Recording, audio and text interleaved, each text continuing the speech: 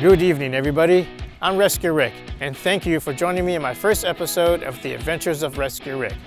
To give you a little bit of information what this channel is about, it's going to be about me and my adventures throughout the desert and mountains as I explore abandoned places, eat at unusual places that are in the middle of nowhere, and rescues. The rescues I do, though, due to privacy laws, will be limited in what we can actually show.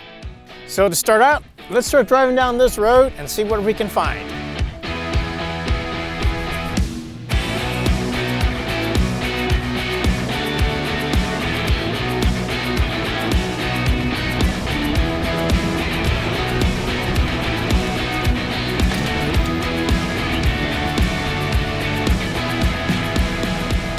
Well, today, as we were driving around in the middle of nowhere, we came across this unusual compound. It is fenced off and it is marked as private property, so we will respect that and not go onto the property. But here, you got a boat, you got a couple structures. The structures are they're old, falling apart, so it looks like it's been here for a while. But it kind of makes you wonder, was this somebody's dream to build a little compound out in the middle of nowhere? Now, we do have a drone, so we're going to check out the area with the drone. So let's check it out.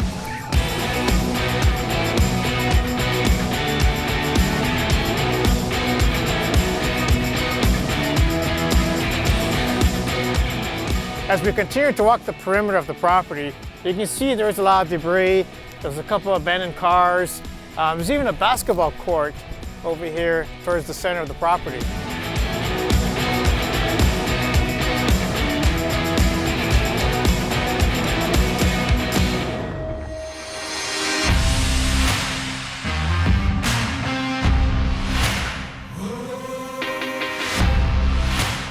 As we were driving, we came across this unusual site. It almost looks like it could be some type of memorial site. It's very well maintained, it's clean, it's surrounded by guardian angels, and in the middle of the site is a rock mound.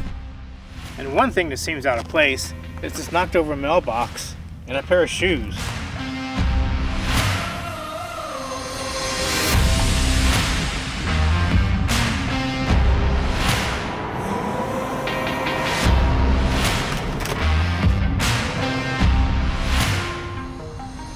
Okay, it looks like the wind's picking up a little bit, so I do apologize if you hear a lot of wind noise as I'm speaking. But we're going to check out this, I guess maybe abandoned neighborhood. We got a few structures, some abandoned cars from the 50s and 60s.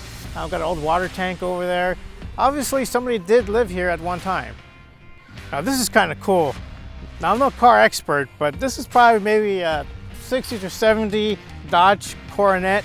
And to think that one time, this was a brand new car. Somebody's probably all excited that they got the first new car, but now it just sits here and just rusts away. Now here's a really old bus. Looks like it's a Ford. Looks like it's been here for a while. Looks like someone did a makeshift grate there for the windshield. Take a look inside and see how this thing looks. Well, not much left in here.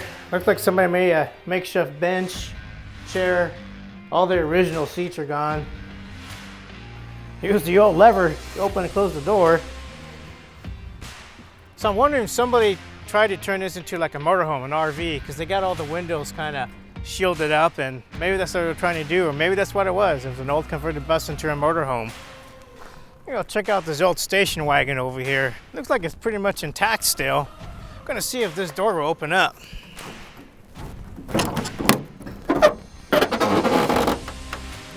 It's open. Even got the original back seat in there back in the day when they used to put the station wagons with the back seat facing the back. You don't see that anymore. Go on, close it back up. Well, here's the old water tank. It looks like it's actually hooked up to a well over here. So it looks like they did have running water at some point. The well probably pumped up the water and filled up the tank. Yeah, it looks like that black hose goes underground. Maybe that's what they used to get water to the two houses back there. Got a lot of air in the pipes, but I don't see any water coming out. Well, here's an old trailer. It's an old penthouse. Well, it kind of looks like somebody's been using this for more of a dump. A lot of trash in there.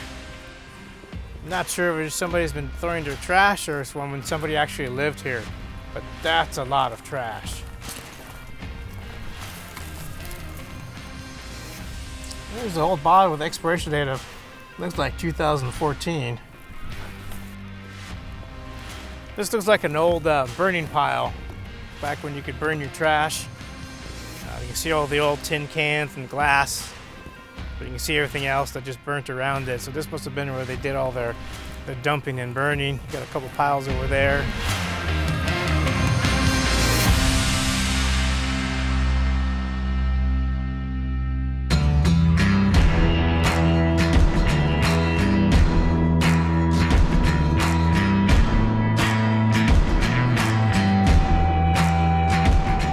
Okay, we're gonna go inside this home. Now for safety reasons, we're gonna put on masks. And that's because there's a lot of rodent droppings in there. And as you walk on any type of animal droppings, it stirs up the dust, which is very, very dangerous for you. So I'm gonna go ahead and put my mask on, then I'm gonna help my camera crew get their masks on, and then we're gonna go on in.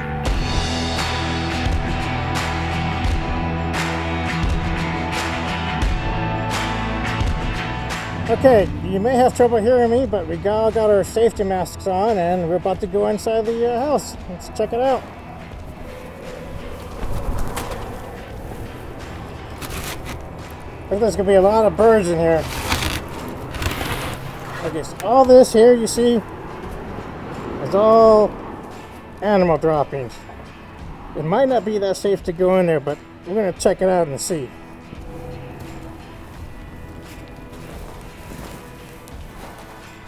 Yeah, so there's a lot of pigeons in here. So I think most of it is pigeon droppings, but still I'm pretty sure there's other type of rodent, rats droppings and other type of rodents. There's a lot of pigeons in there. Probably going to spook them out as we go in there. I'm going to work my way in through here. Going to make sure this old floor is good. Going to make some noise, kind of scare the pigeons out. There is an open window, so they appear to be flying out. Yeah, this place is just covered in pigeon and other rodent droppings. And there's a bunch of pigeons in that closet. I'm not sure if you can see them or not. So I'll leave the pigeons alone. I won't go in there. It seems like that's where they like to hang out at.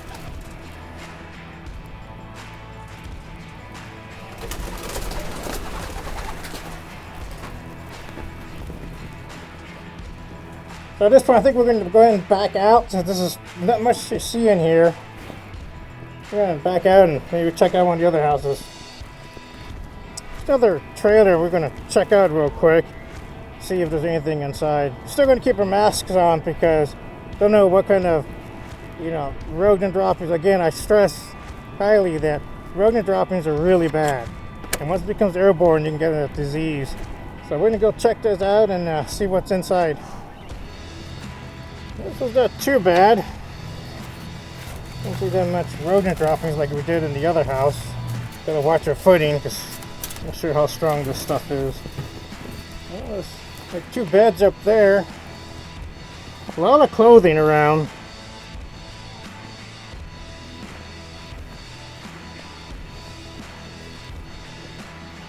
Let's see. Looks like this expired in 2013. So it's been here for a little bit. Walk towards the kitchen over here. Got an old TV set. Just some trash. Nothing really in the cabinets. I gotta check the oven. See if anything's in the oven. Yeah, looks like a bunch of empty soda bottles and Coke cans.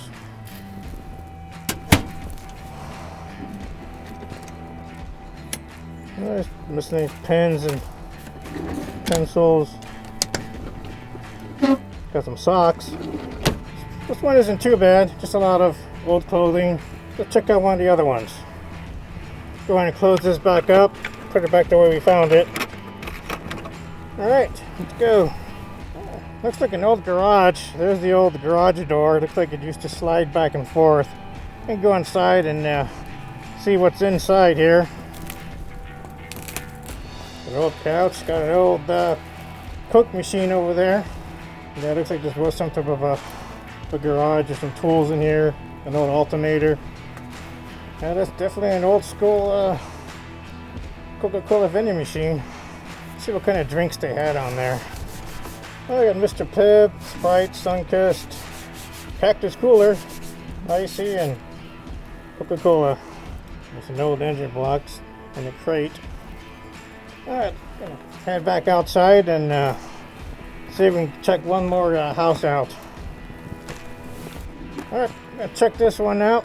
Now this one looks like the floor is caving in, so we're gonna be very careful as we go in there. If it gets too dangerous, we'll probably back out. And again, this one appears to have a lot of pigeons in it.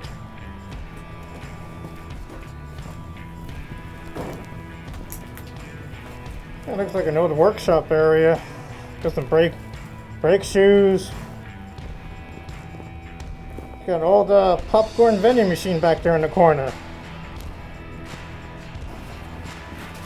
And this room once again is full of definitely pigeon droppings and probably other. Got an old school school desk. There's a couple of them back there.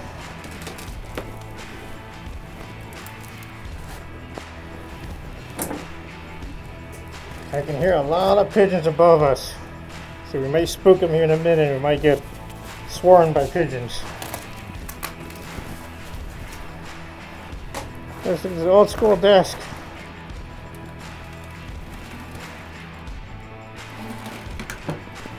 An old trunk of some sort.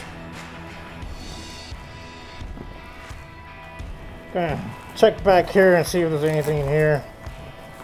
Again, just trying to be careful. The flooring. Where the old bathroom was. Got a toilet and sink. And back there he's got some more old furniture. We got a desk.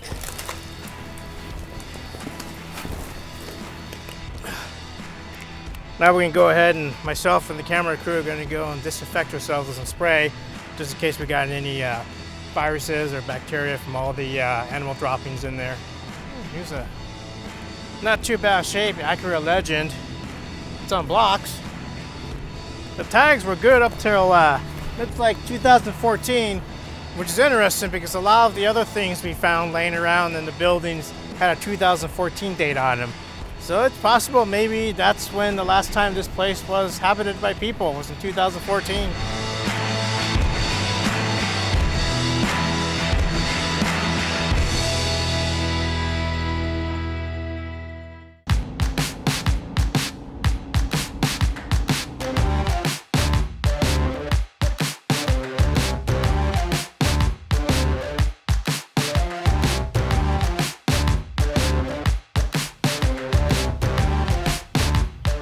After a long day of adventuring, there's nothing like eating at a place in the middle of nowhere.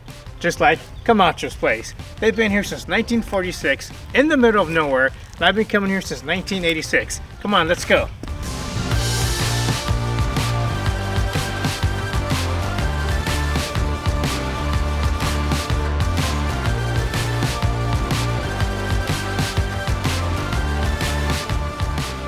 In 1935, Richard Camacho purchased land at 796 West Wall Road in El Centro, California.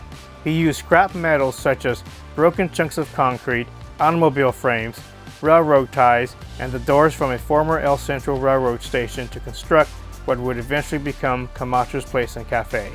On December 12, 1946, Camacho's Place officially opened for business. Richard and his wife Juanita continued to operate Camachos until their passing. It was then that their daughter Marie and her husband Edward took over operations. After Marie and Edward passed, it was Marie's daughter Rosie, along with her husband Tommy, who took over and continued to operate Camacho's Place to this day. Camachos takes great pride in every single item they serve, from their humble carne asada burritos to their labor-intensive, hand-crimped special quesadillas and everything in between. The love, care, and quality that goes into their food has never changed. Much like their motto, we're hard to find, but we're worth it. And here's my favorite meal, 2 Sonora tacos and a special quesadilla. What's so special about it? Well, you're just gonna have to drive out here and find out yourself. And who remembers this soap from back in the day?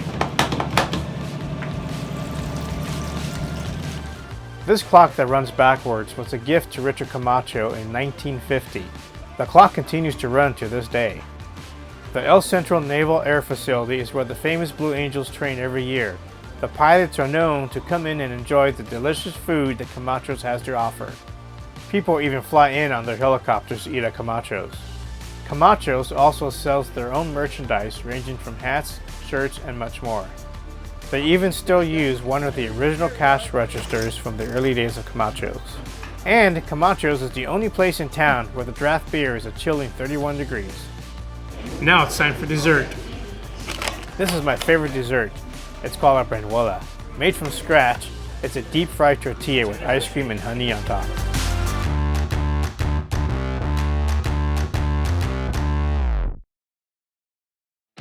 Well, this concludes today's episode of The Adventures of Rescue Rick.